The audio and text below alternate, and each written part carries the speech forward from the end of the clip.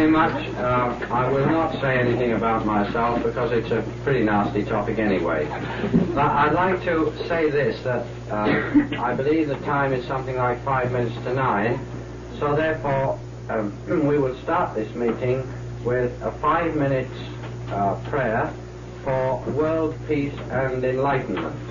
I've started a world campaign on this, and I'm asking all people to cooperate with this at 9 o'clock every day.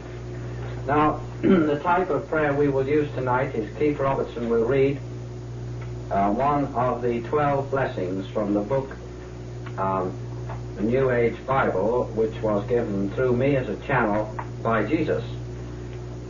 He will read the first, or the second blessing this night.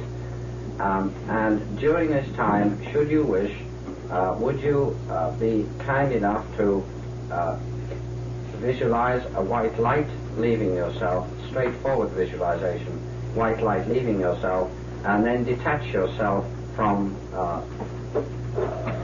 the light from then on, put it that way.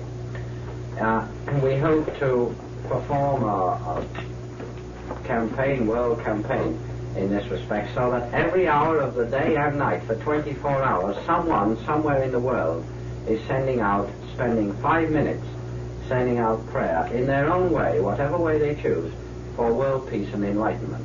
And I think this is the least we can, as decent human beings, do. I think this is the absolute minimum, certainly not the maximum. So if you do wish to take part in this, and you have free will to choose or reject, but should you wish to take part in this, and should you ask for some advice, I can only tell you that that mudra, or that hand position, is not the correct position for prayer. I won't tell you why the Christians have adopted it, but I will say that it is not the correct position. As a yogi, I have been initiated into mudra, and I know about hand signs. And I know that they are particularly important.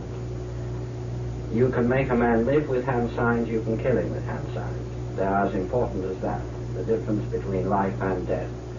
So if you wish to allow power to flow through you in an unobstructed manner, that is the position of the hands for prayer. In this way, you do not inhibit the heart center, which is here, neither do you inhibit the 2 chakras in the palms of the hands. You are uninhibited, unrestricted channel through which power, or universal life force, or love, call it what you like, it doesn't matter what name you give it, can flow. I'll ask Keith then to come to the front and read this.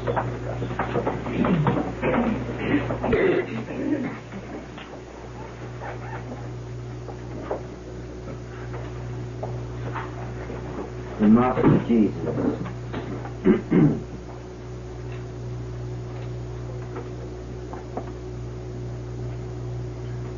Oh, my adorable children, may your hearts and minds be filled with love and wisdom, so that you may radiate this light of God throughout your earth. Blessed are the wise ones, for they walk through a dark and ignorant world, spreading their light, so that all who want to, so that all who are ready may see, even though blindly, some facet of the face of God, some small part of his work. Thrice blessed are these wise ones. These are the ones who have gone within, deep within, and made a glorious and lasting contact with the spark which dwelleth there.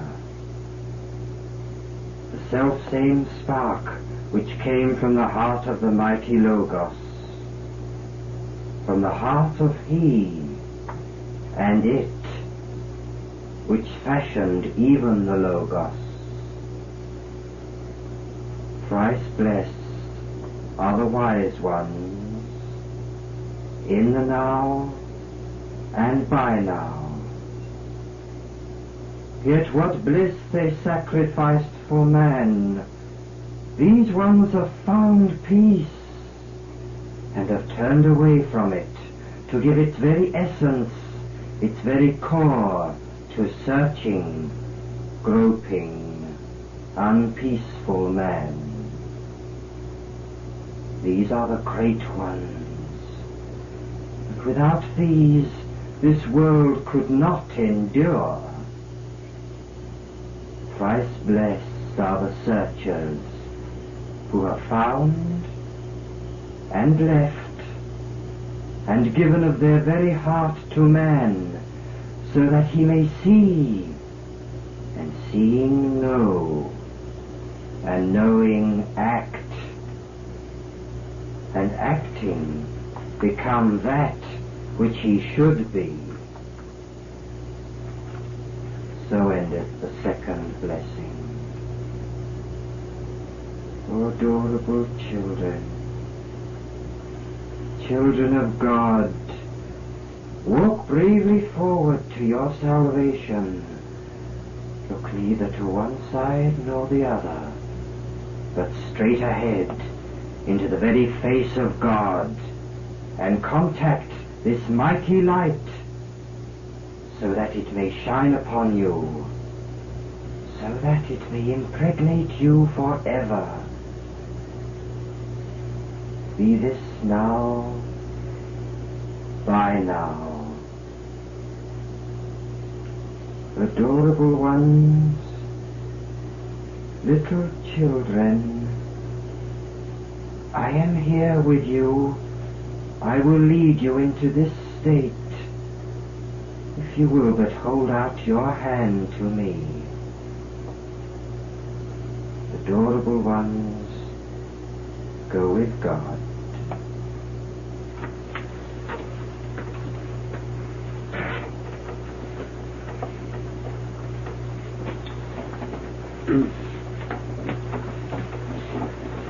Thank you very much.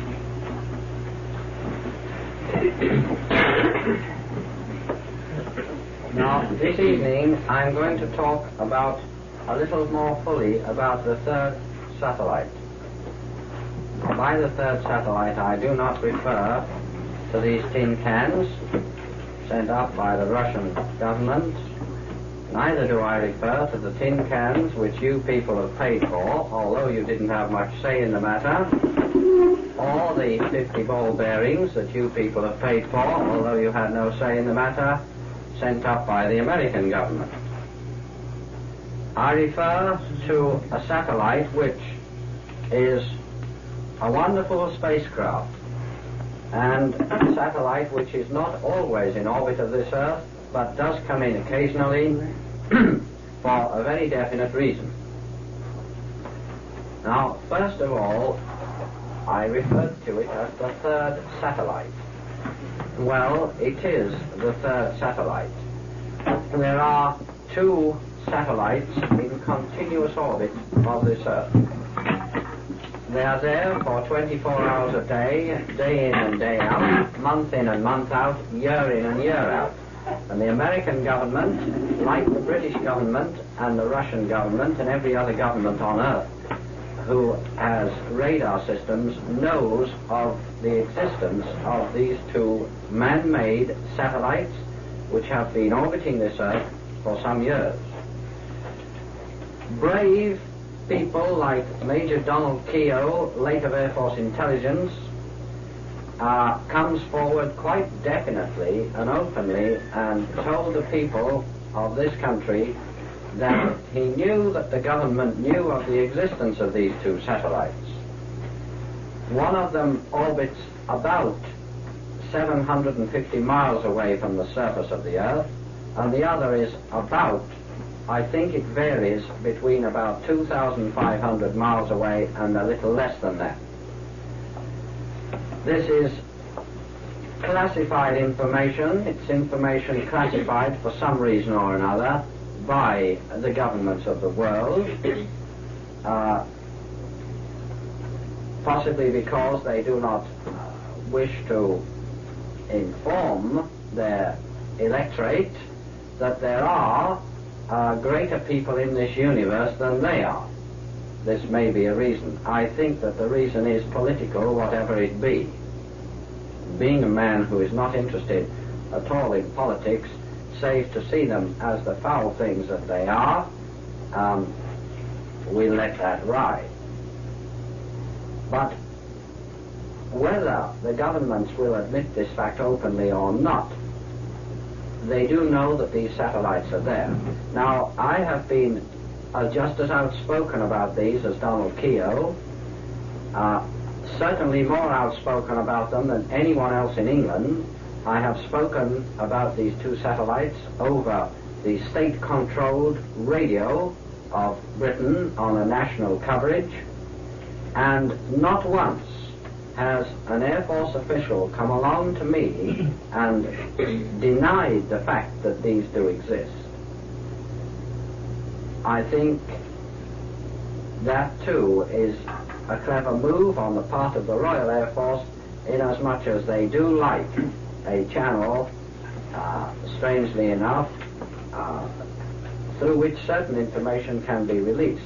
Now, they wouldn't back up the fact that they know they exist, but they have never once denied their existence.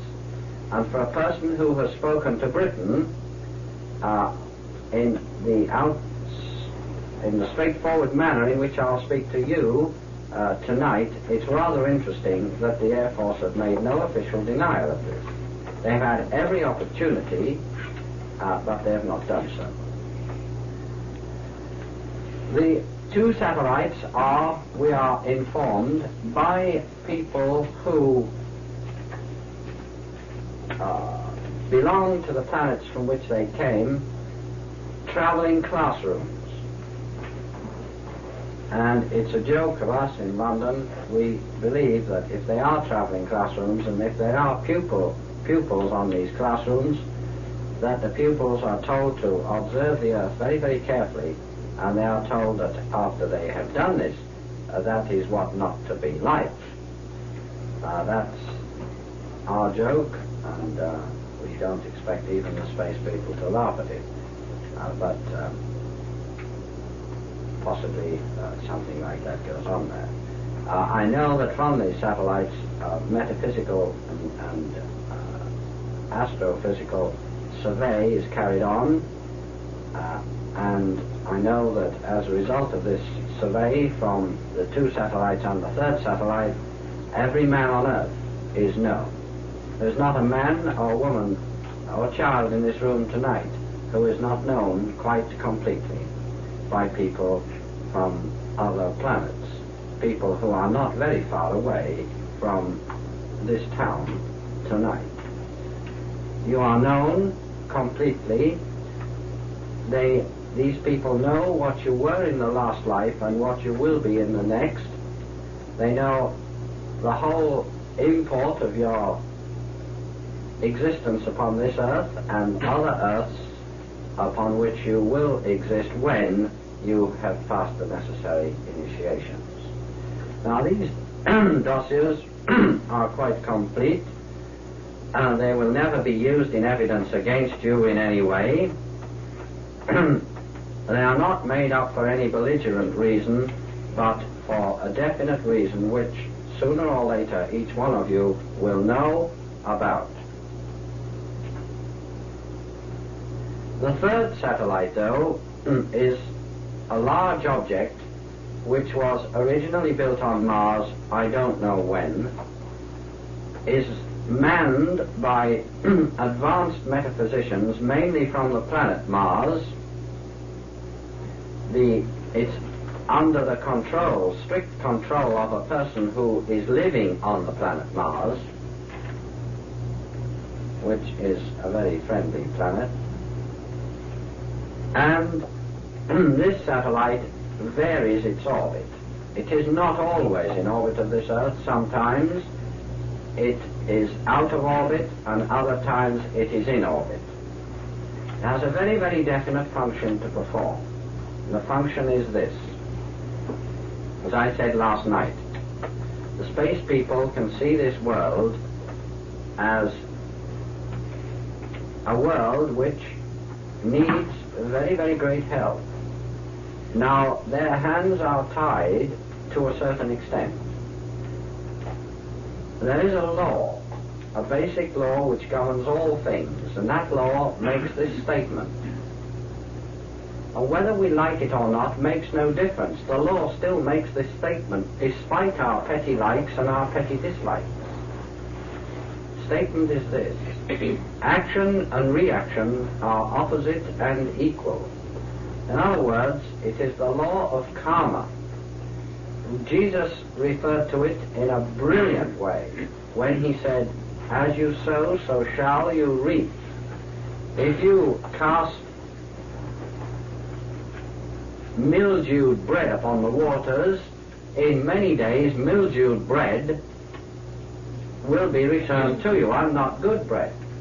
This, whether we like it or not. Because the karmic balance or karmic pattern of this world is as it is, the space people may not intervene except in an indirect way. And their intervention in this respect, in the respect of the third satellite, and in all other respects, is an indirect intervention. They recognize the fact that mankind upon earth has chosen, and I'm picking my words quite carefully here, has chosen to hang on to his free will, has chosen to exercise his free will, so therefore they may not interfere with this choice, and indeed they will not interfere with the choice of free will of man upon this earth. Certainly not directly, certainly not indirectly. The only interference, if it can be called that, will be to state a case to mankind, which they have been doing through numerous channels for 18,800,000 years. But it is a statement of a case only. It has no force behind it.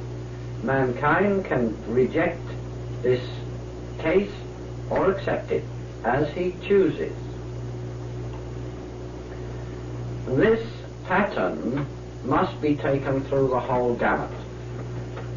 The third satellite may not, and no one on the third satellite may not interfere with the choice of anyone upon this earth. This would be a contravention of the law, because man is in the position that he is in today.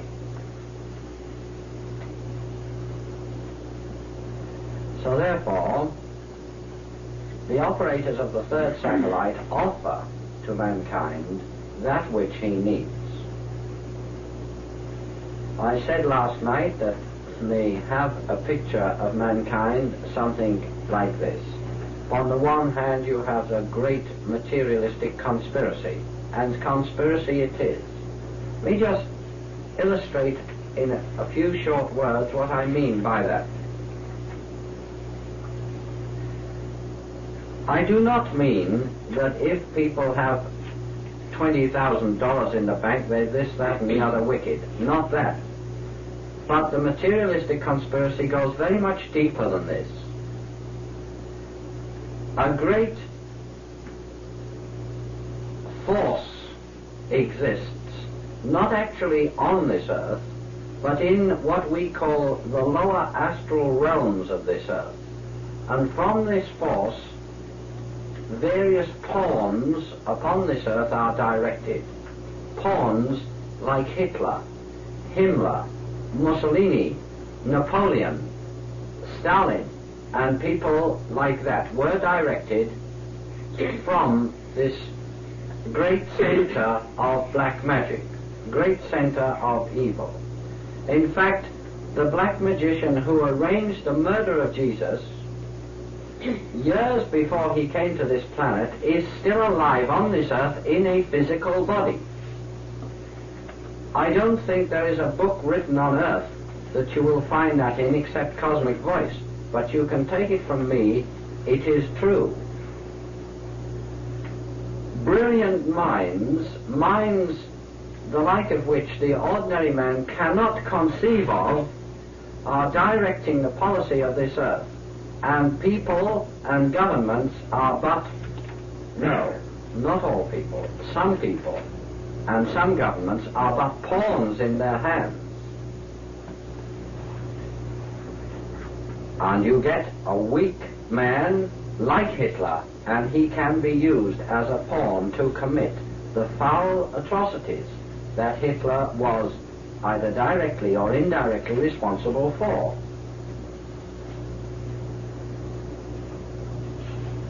Atrocities which Hitler himself could not think of, did not think of, but was a channel for this great evil force. An evil force fed by the majority of thought of ordinary human man upon earth. It's quite a statement.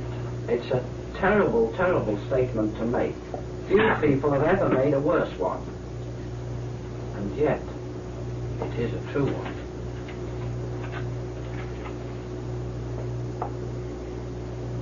On the other hand, we have those who, in many, many ways, in many, many religions, in many, many countries throughout this earth, are helping all they know how, to the best of their ability, to bring an upliftment, a spiritual upliftment, a spiritual enlightenment to this earth. They are grossly outnumbered. So outnumbered that I've given these people a name, and I refer to them as the thin white line. The thin white line with their backs against the wall, shot to pieces, the remnants of spiritualized terrestrial man. This thin white line lacks one thing. They do not lack courage. They have it. They are great, great, wonderful people, even though they may be quite ordinary people. They may range from newsboys to directors of concerns. They're wonderful people. The space people refer to them as the glorious few, which, coming from a spaceman, heaps great honor upon their heads.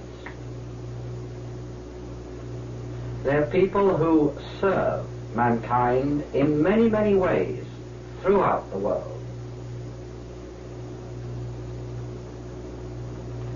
They're people who often sacrifice, make great sacrifices themselves in order to help the natives in the swamps of the Belgian Congo sometimes, in order to go to the ends of the earth to help others. There are other people who serve in the slums. There are other people who can't do either of these but pray often. The glorious few. Now, I said that there was something that these people needed, and there is. There's something they badly need. And that is energy. If there's one thing that the space people have taught us beyond all doubt, it is this: that all energy which is expended is really and truly sacred. That LOVE is the name of a very potent energy. They have stripped the emotionalism from this word L-O-V-E and given us the picture as this as an energy, of this as an energy. It's like electricity. We could not light one lamp in this room unless we had an electrical source. Even if we had an electrical source in this room as a potential, we still could not light one lamp unless those lamps were connected to that source in the right way. If they were connected to that source by pieces of string, they still would not light. It needs wires or conductors of electricity in order to connect those lamps to the source. This is so obvious. The energy, L-O-V-E, is all-pervasive energy. It belongs to no man, to no planet, to no system, to no galaxy, to no system of galaxies. It is all-pervasive. It comes from the very Godhead itself, down through all the cycles of manifestation, back through to the Godhead itself again. But we have to connect ourselves up to the source in the right way in order to be able to use this all-pervasive and greatest of all, everlasting energy.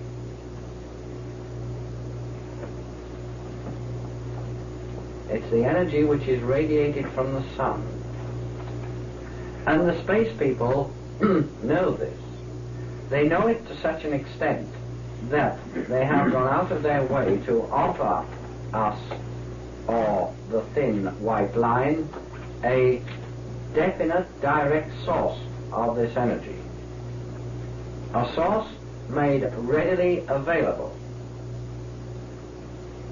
Now, up until even a few years ago, a man or woman, in order to contact a vast amount of energy, needed to have certain initiations, needed to spend 5 or 6 hours a day as a very, very minimum at certain mystic practices such as yoga and various other practices.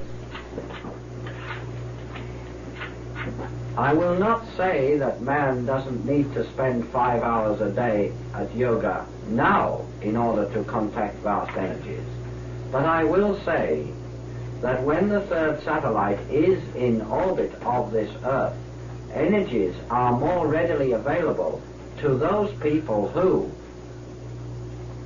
may not have the time or opportunity to spend 5 or 6 hours a day in the practice of yoga. Energies are made readily available to all men, irrespective of class, color, creed, or religion, whether they can write or not, whether they can sit in Padma and perform any yogic practice whatsoever. No, that's incorrect. Whether they can sit in Padma and perform any deep mystic yogic practice whatsoever. So the thin white line need energy, and the space people are unable to land en masse upon this Earth because man has chosen to use this petty free will, this useless thing, this useless garment really, if you study it very carefully. He's chosen to use this. So therefore, he has closed the doors for any outside intervention.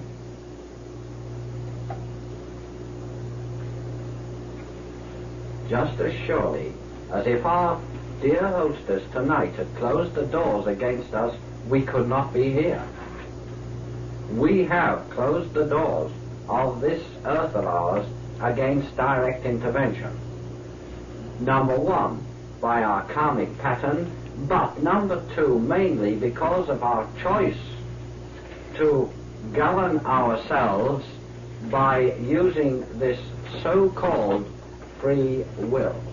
A free will, by the way, my friends, which will never lead to freedom. I am not going to explain this night what I exactly mean by that statement, but would refer you to an issue of cosmic voice and refer you to a great speech given by a Martian when he spoke about freedom. And you will see there the great difference between free will and freedom. Not only has mankind chose to use this free will, but he's chose to use it wrongly. He could heal cancer tomorrow, but what will he do tomorrow? Spend another $50 million on bursting another atom bomb? He could heal all starvation upon this earth within a week, but what will he do within a week? Spend another $100 million or English pounds or Russian rubles on some improvement to the army, navy or air forces of the world? Mankind has closed his doors. This earth is almost alone in the whole planetary system, but not quite. Because of the few, this thin white line, it cannot be left alone. The thin white line are people who often have sunk petty like and dislike to perform some service or other, whatever it might be. There are thousands of ways of doing it upon this earth. People who need energy. The third satellite will come into orbit of this earth very shortly in order to give those people energy. Now, it operates in a very fair way.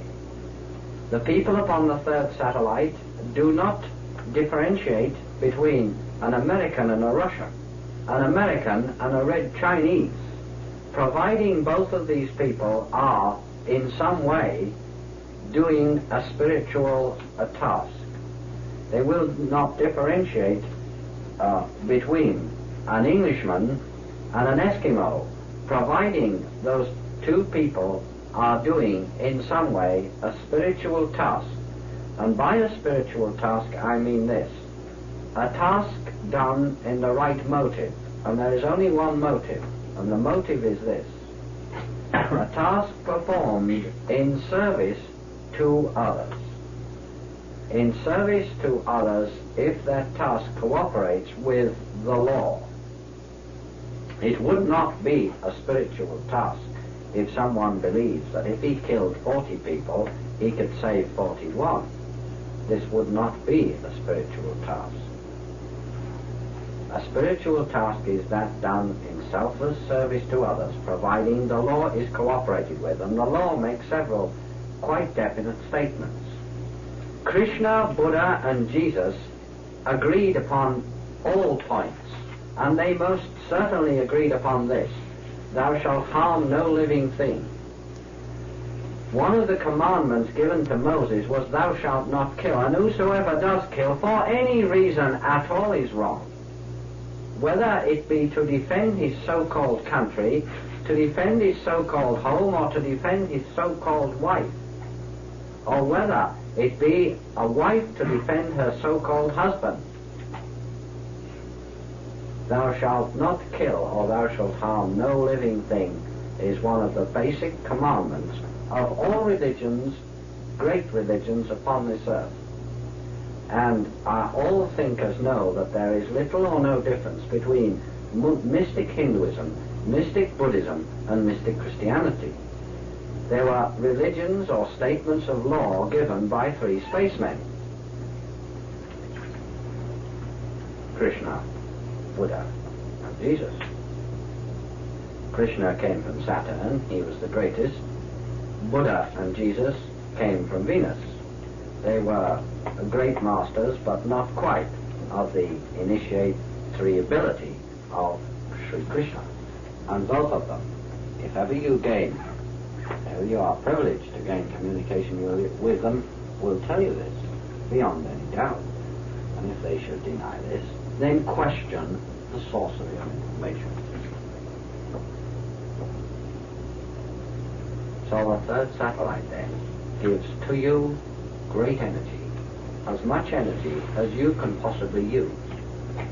You will never drain this battery dry, because the energy comes to the satellite from the holiest being in this planetary system, which is the sun.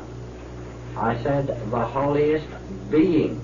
I didn't say a great ball of flame. I said a living, breathing being, which the sun is. It is not only the father of all of us, but it is the father of all the planets as well.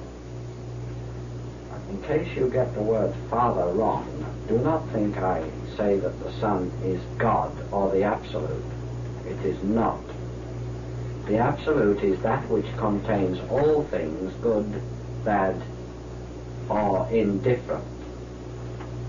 There is one supreme source which contains all other things, and only that one source.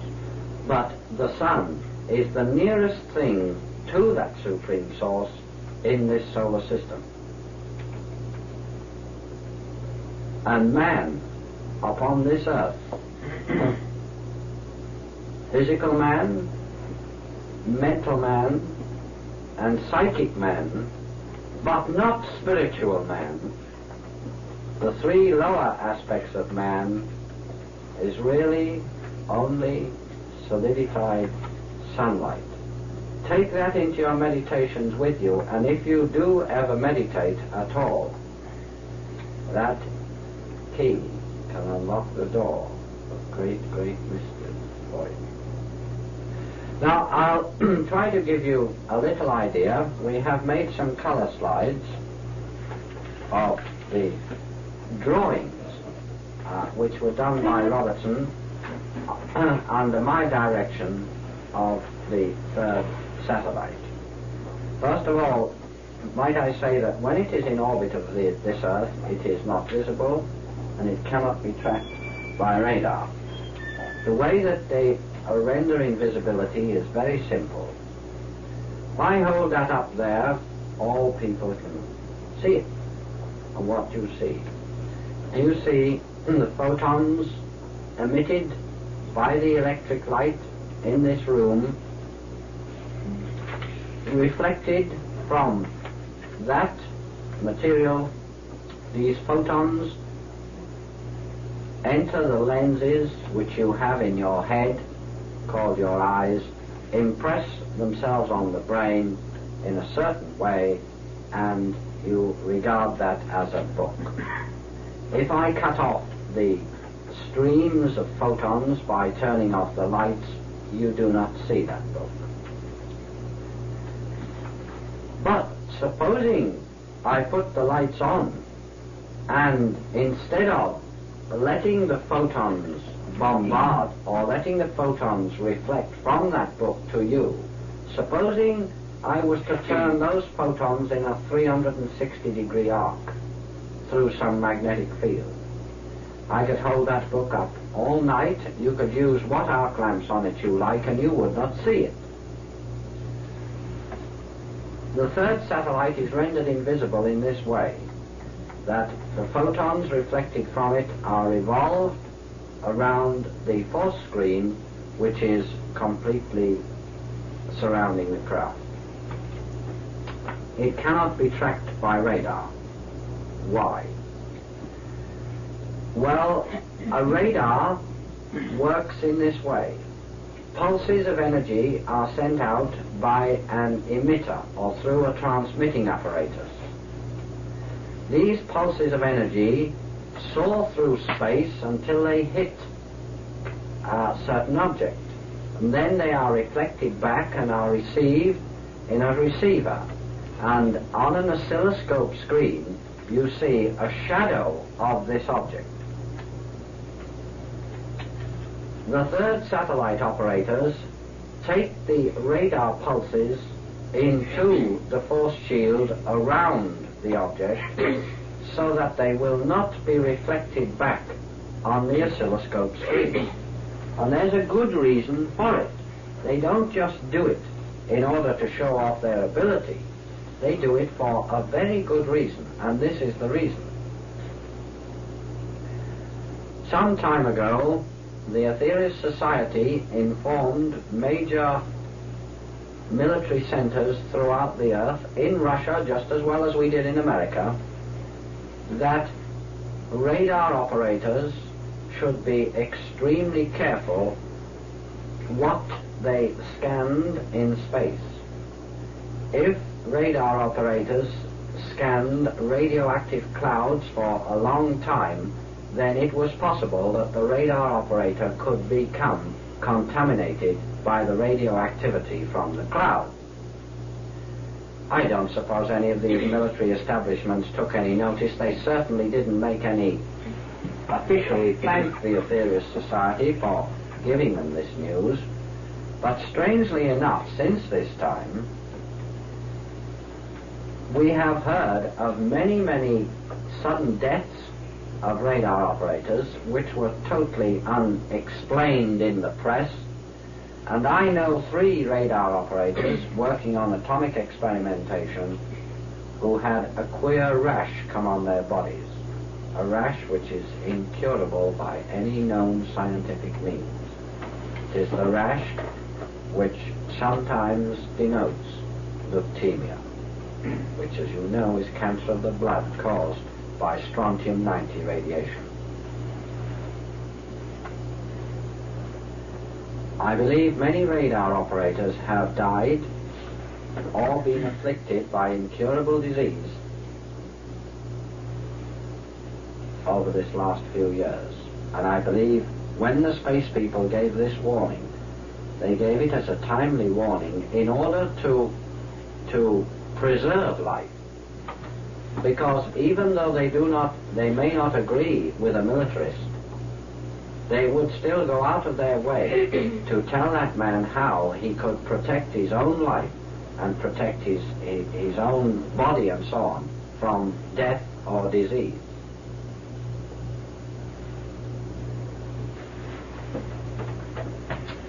If this happens with a radioactive cloud, it also happens with any form of energy which might be good.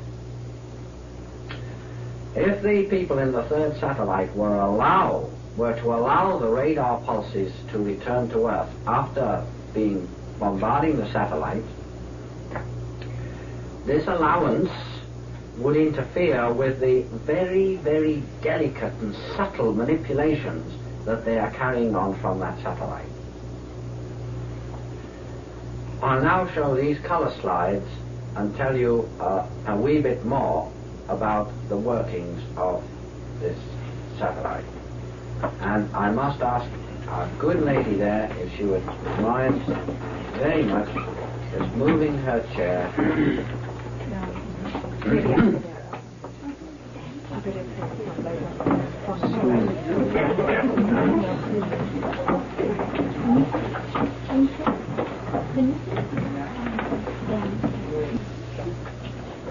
Now these are rough chalk drawings of this thing.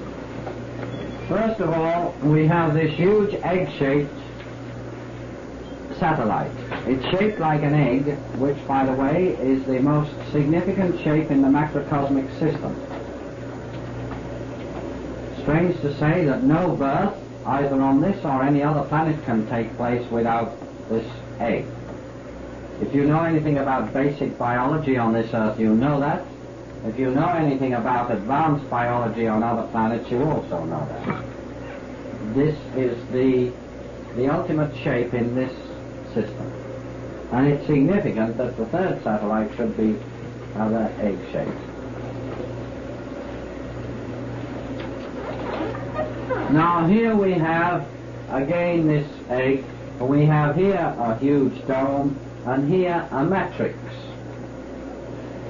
Now, this dome here is made of crystalline substance. What it is, I do not know. I have seen it, and I know that you can see through it without any distortion at the edges, which you would get through that thickness, because it appears to be thick, that thickness of glass. It is a pure crystalline substance. How it was made, I do not know. Except I believe it was grown to certain specifications. Now, through here comes the rays of the sun. Now, they cannot send the rays of the sun down through this power matrix directly without certain conditioning.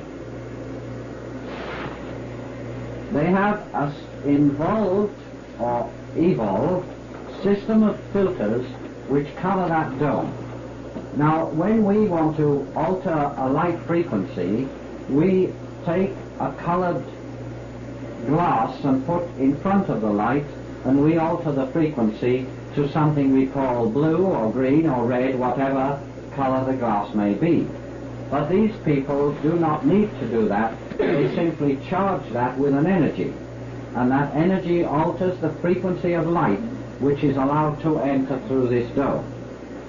Now, before this process can take place, they must know exactly what energies are needed on Earth at what time.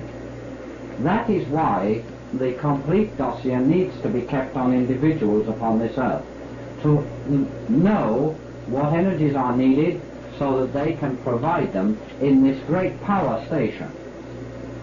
The energies come in, conditioned when they come in, and irradiated out through this matrix. It's not by chance we put a crosswork on there. A certain very important space pattern has that same crosswork, an intersection of parallel lines at 90 degrees. You can ask me questions about that afterwards, but I shall be very careful as to what answers I give.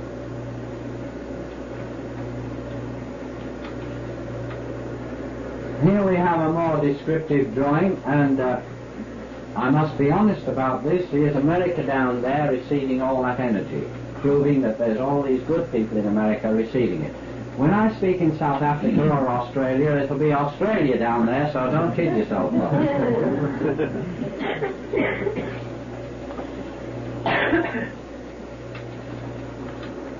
Now here we have the sun's, this crystal dome, and underneath the crystal dome are three large pyramid formations. These two are made of crystal. The strange part about this crystal is this, that these glow from the inside out. You know that a diamond has to be cut and polished in a certain way in order to reflect light.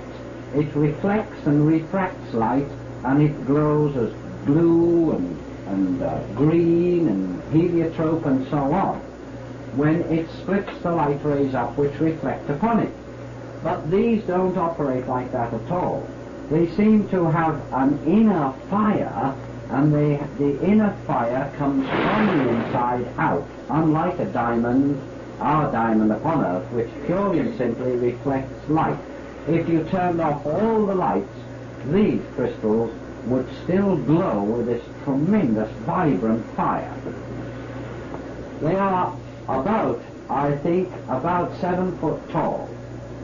They are three-sided pyramids and not four-sided pyramids. The rays come down here, are absorbed in some way into those crystals. The crystals vibrate at a certain frequency. Then the rays pass off up here to another huge type of crystal formation, which again looks like a huge egg around which revolve multi-shaped crystals.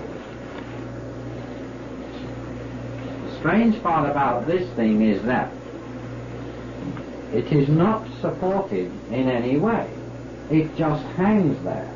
It's possibly about 15 to 20 feet high, and it just stays there.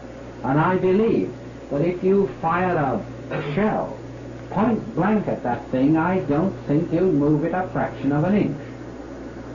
Some great force which is totally invisible, unknown to people upon this earth, keeps it in place. And these crystals revolve round it without any visible means of support slowly. They don't revolve round fast. By the way, I'd like to say that these drawings may not be reproduced in any articles and so on. The Theorist Society holds world copyright on it. These revolve round that central crystal, if it is a crystal. And from there, the energy comes into the matrix which sends it to Earth. Now, the most weird, and I say weird and really I mean it, the most weird part about this whole operation is this. We have here light coming in, vibrating these crystals, conditioning the light or the energy in a certain way. Here again we have a secondary conditioning of the energy. Up to then it appears to be light, but, and this is the weird part, from here to here it seems to flow like liquid. One of the most staggering things I have ever noticed in outer space, I have seen a beam of light travel between point A and point B. I've seen a pole there and a pole at the back of the room there, and have seen a beam of light travel slowly between the two poles. You can't explain it. It's a really weird feeling. You can never see anything like that on this earth, but I have seen it. And this light appears to flow like water or liquid to the matrix, and from then on again I believe it reaches a certain very high velocity, probably many more times the speed of light, which is reckoned as 186,000 miles per second. I believe the velocity of the energy when it comes from those crystals is above that of light.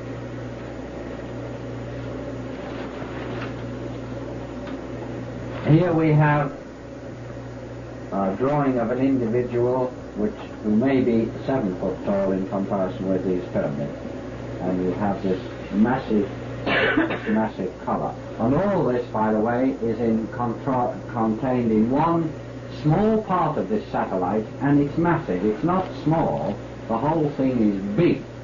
And the first thing one notices when they come in here is not the machinery, but the perfume. You can smell these energies, and these energies particularly beautiful. And there we have the action. Conditioning the sun's rays here, another type of conditioning here, another type of conditioning here, and down to every man, woman and child upon earth who is performing some spiritual action. Doesn't matter whether it's in a Roman Catholic church or a Buddhist monastery or a Buddhist temple, it makes no difference, providing it's a selfless action with the right motive done on behalf of some other person.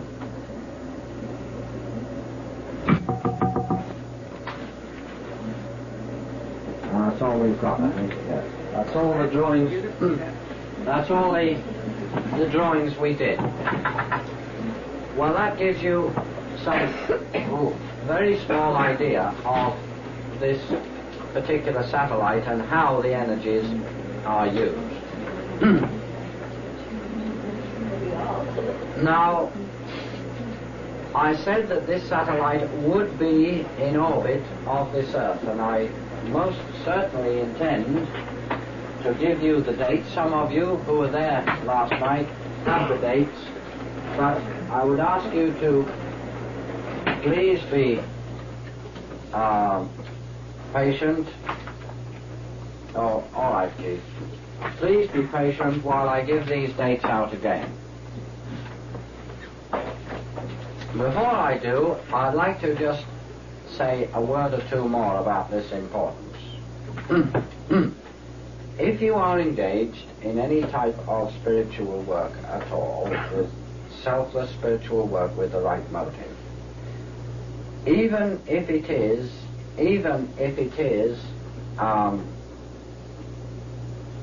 personal advancement, providing, again, the motive is right. And by the way, you cannot kid the troops in this respect. The people manipulating the energies from the third satellite know your motives. You may think you do. These people definitely do. So you can't say, well, my motive is this, that, and the other, if it's X, Y, Z. So even if it is even if it is for personal advancement or personal enlightenment, providing that is sought with the right motive, these energies will directly help you in every possible way. And they will help you like this. I'll give you again the same little illustration as I gave last night, because I can't better it. Let us take a hypothetical case. Let us take a case of Mrs. A. We'll take Mrs. A because women are more spiritual than men anyway.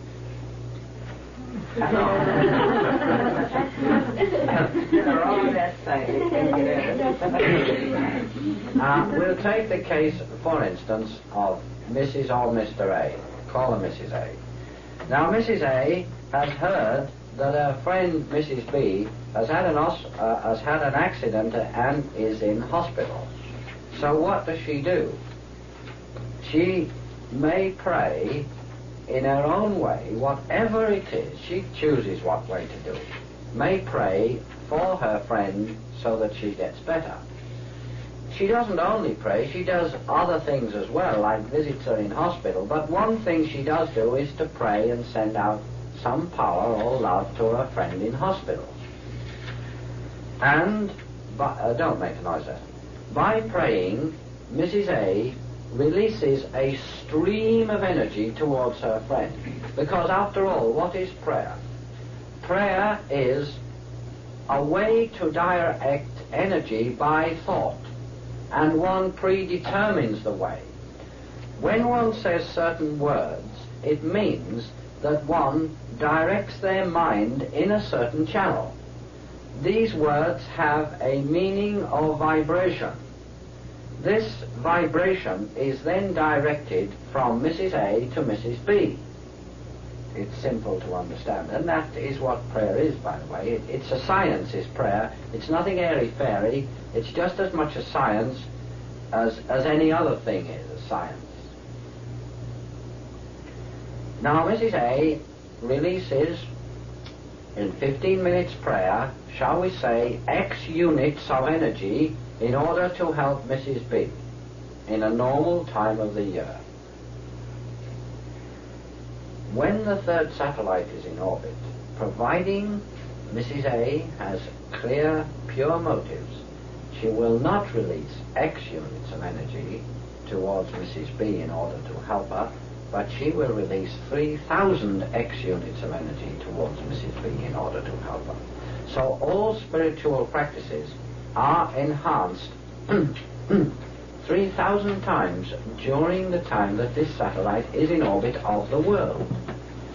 Now here is a vast energy potential for you, an energy potential that you can use in every possible way, but an energy potential which will not help you to get a better job, particularly, a bigger and better Cadillac, particularly, or even a Ford, particularly. Molly knows I'm going to make a crack at our old ranch wagon, so she's looking at me rather askant at the moment.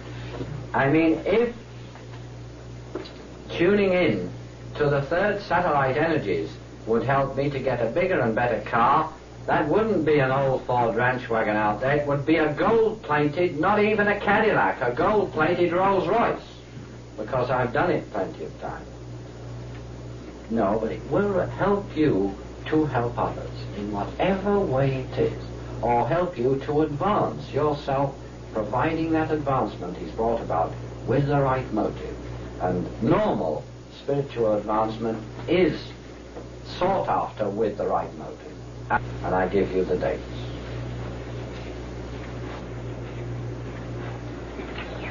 All times, by the way, are midnight Greenwich Mean Time. So a dime in a phone box will, to any air company, a big air company, will give you the equivalent in Cleveland time. I don't know what it would be here, but Greenwich Mean Time.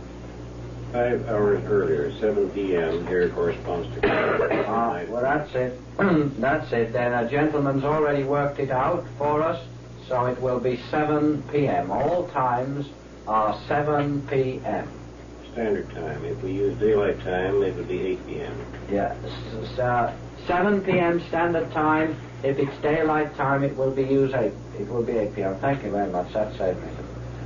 February the 25th until April the 25th.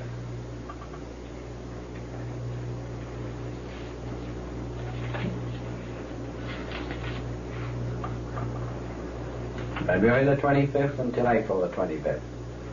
And after 7 p.m., April the 25th, it's gone.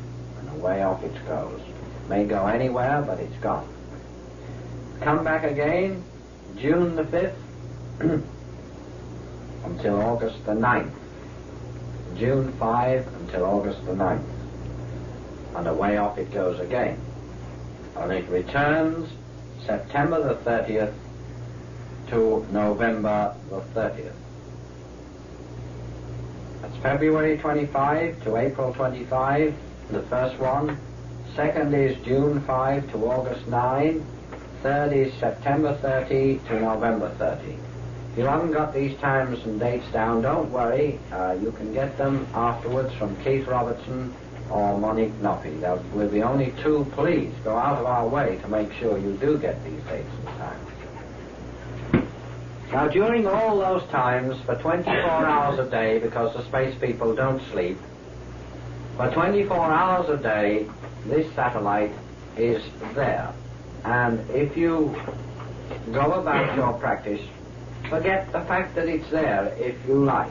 You no need to tune into it or to go into any kind of a weird and wonderful posture or anything like that. This isn't necessary. But whenever you are performing any spiritual practice, an individual beam will be put on you. Now, my friends, before I go any further, may I just say this. You will not, repeat not, underline the word not, put a capital N before the word not, get a message from this satellite. You must not, repeat, not even seek a message from this satellite because it's energy wasted. But we'll get something far, far more valuable. That is a beam of energy. And if you are attuned at all, you will feel, physically feel this energy course through you as a vibrant power. There is no doubt about whether you will physically feel it or not. You will. I can be categorical and make this statement. You will. If you don't, then indeed don't tell me, because you're telling me that you're a rarity. I'm not a good one at that. We have not received one letter at Aetherius House, to my knowledge, from a person anywhere on earth who has honestly told us that they have performed some spiritual practice during the time the satellite has been there, who has not said they felt that extra benefit, that extra uplift, that extra vibration. I have to yet have the first letter. Or put it this way, I have to yet see the first letter myself. I think that is right. I don't ever remember seeing a letter. from anyone. And this is quite a unique. Whenever one talks about spiritual energies, you always get some people come up and say, oh, well, I didn't that, or I couldn't that, or I wasn't the other. But I haven't seen them. If they've come to the Aetherist Society, then I haven't seen them. So there it is. A great call, a great, tremendous energy awaits you if you use it. You can be in a group at a theatre, and if you're the only one performing spiritual practice in that theatre, an individual beam will be put on you. You won't see it. In size, it's something like the 1,000th part of a hair, a 1,000th part as wide as a hair of your head in size.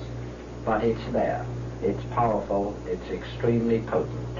The more you practice spiritual work, the more you do it, the more you use these energies, the more will be given to you.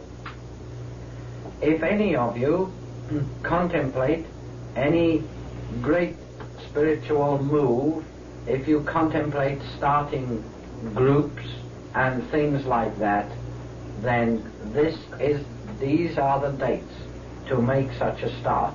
Or, if you make a start beforehand, have everything ready so that on these dates you can go into battle, as it were. It is known that if you are doing this, you are one of what the space people call the glorious few. And no matter what odds seem to be against you, and God knows the odds are bad enough, but no matter what odds they are, eventually you will win.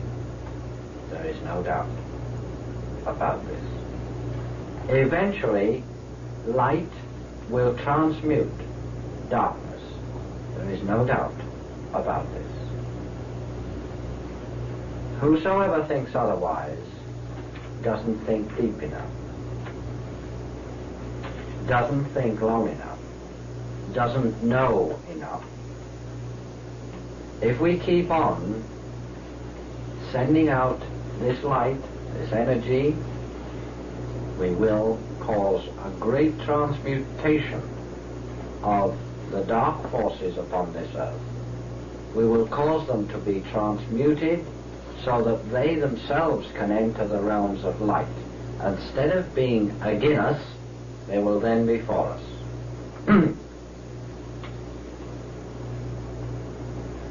A few years ago, you all would have had to work extremely hard to know such significant information as this. But the space people have seen fit, because of their great love for mankind, to tear down the doors of the secret mystery school and lay open information to the ordinary man and woman so that he may use it or reject it as he sees fit.